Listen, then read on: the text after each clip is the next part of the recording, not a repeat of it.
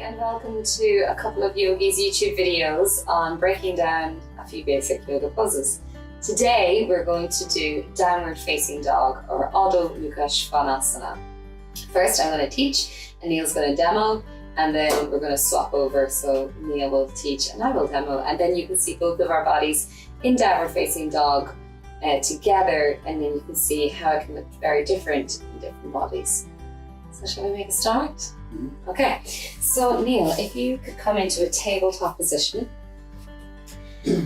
So in a tabletop, really important that we focus first on the alignment of the hands. So spreading the fingers as wide as you can, and then press down through the pad of the foot, just as a cat or a dog would walk. You would be pressing down at the base of the knuckles, really nice. Pad of the hand, yeah. Pad of the hand. And pressing down through the fingertips. So almost like you're lightly gripping the mat. Really nice. I can see lovely activation. So this is going to be a good strong wide base, and it will take the weight out of the wrists. So from here, Neil, you're going to lengthen the tailbone. Really nice adjustment. Drawing navel slightly up to spine, ever so slightly elongating the tailbone. So you're finding that long core engagement. And then from here, just experience that reaching of the crown of the head. Yes, really nice. So the shoulders are sliding away from the ears. And now think just ever so slightly angry cat back with the upper shoulders. Beautiful. So already we're lining up the spine, getting ready, finding that slight tuck underneath again with the pelvis. Take an inhale here, tuck the toes underneath, and then as you exhale, begin to lift the hips up towards the ceiling, pressing the chest back towards the thighs. So keep a bend in the knees for now, and work on trying to get the belly back onto the thighs. Really nice. Pressing down through the base of the knuckles and through the fingertips. Really nice. So from here, again, work on reaching the crown of the head forward, sliding the shoulder blades down your back.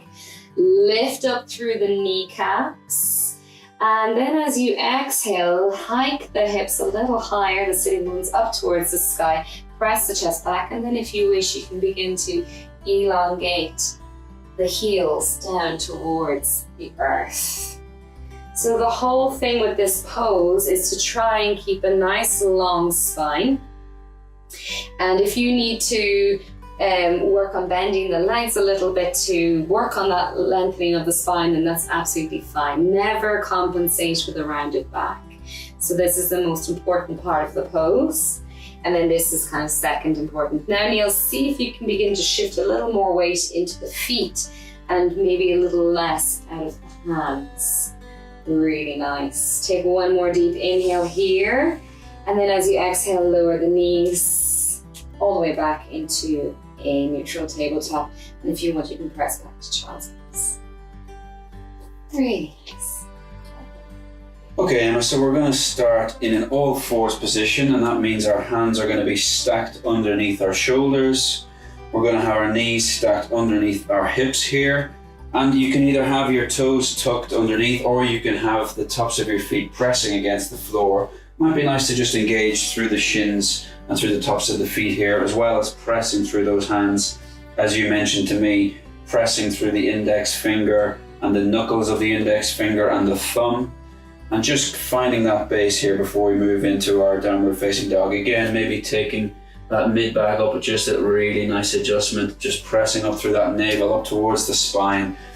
And then when you're ready, you can tuck the toes under now, and you can, on your exhale, lift those hips up towards the sky, take them back over your feet until your legs begin to straighten nice and naturally into your downward facing dog.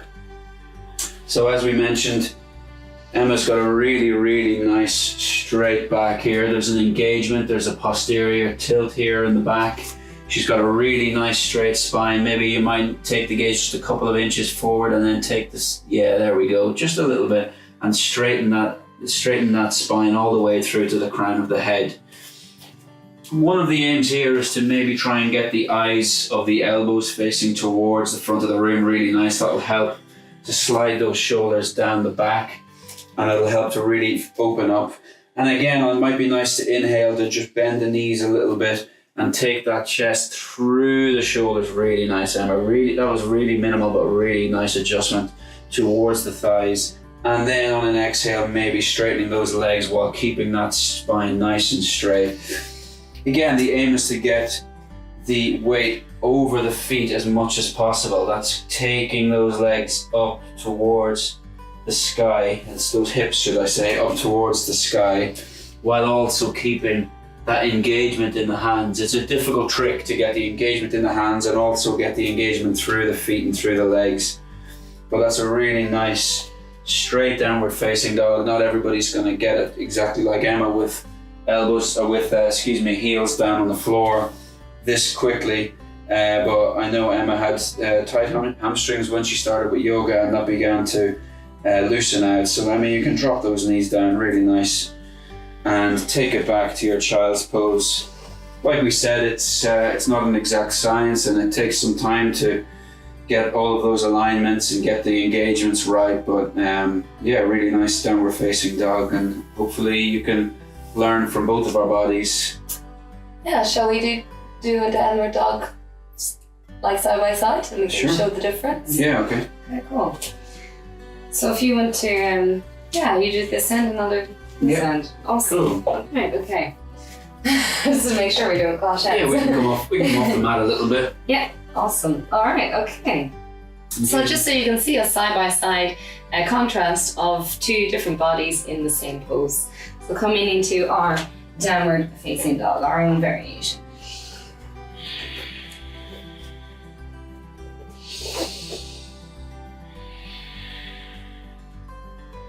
So for me, I'm working now on lifting up through the kneecaps, drawing my navel in and pressing my chest back so I can elongate my hamstrings, and then pressing down through the base of the knuckles in my hands and reaching my heels down towards the earth.